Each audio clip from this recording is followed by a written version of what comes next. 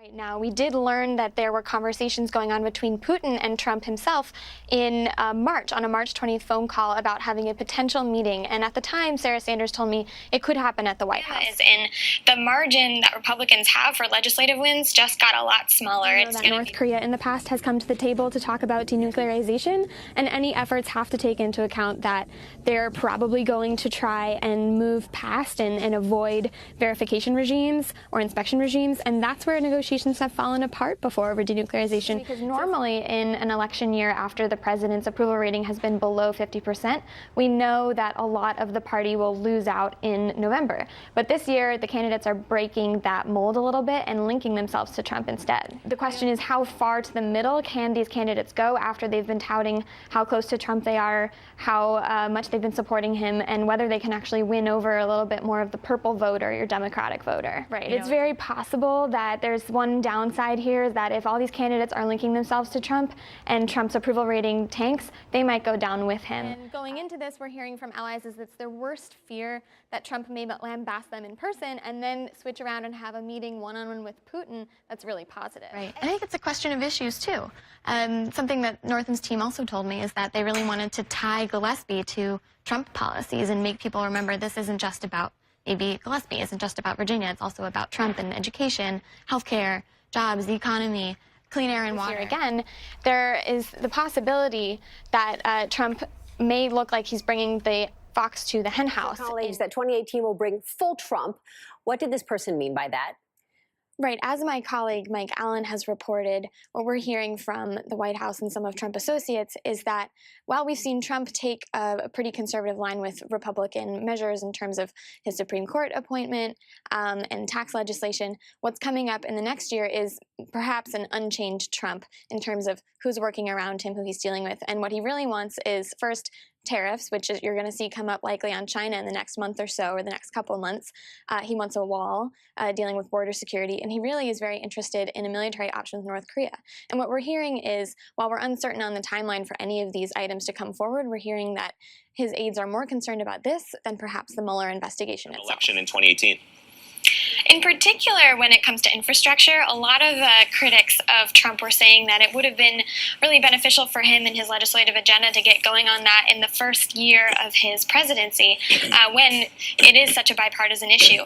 The problem now is that after tax reform, after this tax code overall has gone through, the deficit is going to be a question that's front and center on the Democrats' minds in terms of whether the government can actually fund a $200 billion infrastructure package. So that fight might be a little bit more tense than it would have been last year. Right. As my colleague Jonathan Swan reported, there's a White House shuffle coming up in terms of Johnny DeStefano. We're expecting that he's going to take on more of a central role in the political shop in the White House. And this is coming after some reported backlash over Bill Steppen's role in the White House in terms of coming after both the congressional sort of loss and the failure of Republicans to get health care repeal and replace for Obamacare through, and also the loss in Alabama. There are questions circling about how effective the political agenda is moving forward on a national scale from the White House, and this is potentially showing us that the White House is seeking to remedy that tension in the White House. And how concerned do you think the White House is about 2018 in general, especially if they lose control of the House, possibly the Senate, and what that may mean for flirting with impeachment proceedings? That's a good question, because in particular, this report from my colleague Jonathan Swan, it shows us that perhaps the White House is nervous about that. And moving forward, especially after Doug Jones, the Democrat who won the special Senate election in Alabama, is in, the margin that Republicans have for legislative wins just got a lot smaller. It's going to be 51 to 49 now.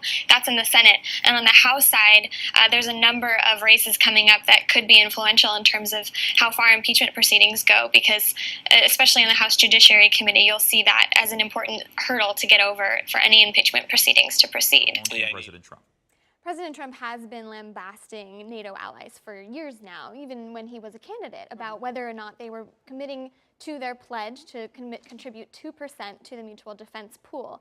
And going into this, we're hearing from allies is it's their worst fear that Trump may lambast them in person and then switch around and have a meeting one-on-one with Putin that's really positive. Well, we have seen an increase in some pledges from different NATO allies since Trump has come to office, but in 2014, a lot of the allies got together and they said, we are going to, within a decade, increase our spending to 2%. So it's not just a Trump factor. NATO allies are concerned that Trump has been calling them out for not meeting their pledges. And a lot of the concern in NATO in the first place is to provide a deterrence and provide peace and to come together in solidarity against Russian aggression. And what we're hearing lately from Trump, especially at the G7 meeting, is some of the lines are echoing what Russia has said historically about territorial expansion. For instance, with Crimea, Trump saying that, oh, Crimea is practically Russian just because they speak Russian there. It's a classic historical Russian argument on the theory of expansion. As we get closer and closer to elections, a lot of the polls will tend to converge. So I think more what it's about is thinking about the grander scheme of things, right? A lot of people are wondering, was this a referendum on Trump? And it looks like perhaps it was, at least from the Democratic perspective, and showing what maybe next year in 2018 we can expect to see from different Democratic campaigns. You know, those counties are bellwether counties for Virginia, too. So if you were watching those last night and you could see they were turning blue, those were sort of predictive of what the result would be. But I think something we should keep in mind, too, is in the past, Virginia gubernatorial elections haven't necessarily been predictive of future election results, although they may be impactful, which is kind of what we're looking at Axios, is hearing whether this is actually going to be a playbook for Democrats next year. And what do we think about that? Do we think that there can be any correlation between what's happening now and what happens in the midterms? I think at least this will galvanize Democrats. You had a chance to talk to the Northam folks last night. What did they have to say? They said, look, Virginia's unified, Democrats are unified, but also they credited a lot of their get out the vote team to the ground game. They had over 1 million calls made over the last 4 days, over 1 million doors knocked over the last 4 days. Two things. First, this is also a loss for Trump. So it's interesting to see him coming out on Twitter and saying, you didn't do what, I would have done, or you didn't embrace me. But on the other hand, for GOPers, it's a question of, can you come out of the swamp? A lot of people painted Gillespie as this swampy D.C. monster. And can you appeal to Trump's base? And I think a lot of what we saw with Gillespie is he did appeal to a lot of rural and white voters. But was it enough? So did he kind of use the Trump playbook enough? And that's the balance I think you'll see with Republicans. Yeah, and it'll be interesting to see, right? too. I think it's a question of issues, too. Something that Northam's team also told me is that they really wanted to tie Gillespie to Trump policies and make people remember this isn't just about, maybe Gillespie isn't just about Virginia, it's also about Trump and education, healthcare, jobs, the economy, clean air and water. So you might see that as well. All right, and we're going to hear from the new future governor of Virginia coming up a little bit later this morning, as well as our political coverage continues. Shannon, thanks for joining us this morning. Thank you. It is that North Korea in the past has come to the table to talk about denuclearization, and any efforts have to take into account that they're probably going to try and move past and avoid verification regimes or inspection regimes, and that's where negotiations have fallen apart before over denuclearization. So it's definitely something the administration has to be aware of moving forward. And in terms of whether that's going to come up, there are conversations about Kim Jong-un and President Trump meeting again this fall at the UN General Assembly meeting, as Axios has reported today. So it's possible that their conversations are continuing about how likely it is North Korea does, in fact, denuclearize. Well, that was going to be my next question to you, because as you just mentioned, as you guys are reporting, President Trump may meet with Kim Jong-un in New York in September during the UN General Assembly. Do you still think this is likely, and will there be any preconditions now that we know this?